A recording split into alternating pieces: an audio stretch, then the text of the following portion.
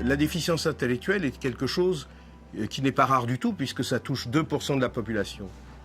Mais les causes génétiques, qui n'expliquent pas 100% des cas, les causes génétiques, il y en a plus de 500 à l'heure actuelle qui sont connues.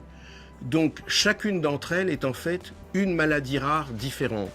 Pour pouvoir bien connaître cette maladie, on ne peut pas simplement savoir qu'est-ce qui se passe avec les 3 ou 4 patients qui sont en France. On a besoin d'avoir des données internationales venant donc des différents pays où on fait ce type de diagnostic.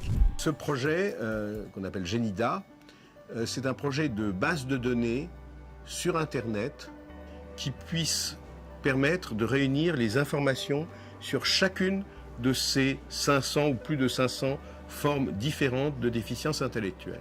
Et c'est un peu ce qu'on appelle de la médecine participative, où les patients ou les familles qui sont touchées par une maladie ne sont plus seulement celles qui reçoivent un traitement ou des informations, mais celles qui vont donner des informations pour qu'on puisse avoir petit à petit une bonne connaissance pour chacune de ces 500 ou 600 maladies.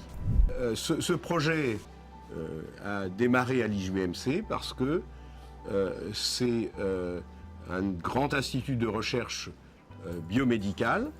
On a eu énormément de mal à le faire financer parce qu'il se trouvait entre deux. C'est pas de la recherche fondamentale, c'est pas de la recherche sur les mécanismes biologiques qui va intéresser les financeurs habituels de la recherche biologique très fondamentale.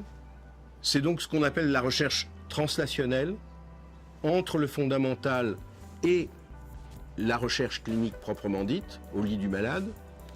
Et donc, le Fonds Roche proposait justement des financements de projets de recherche translationnelle. Donc, ça nous paraissait correspondre tout à fait bien à l'esprit de ce projet.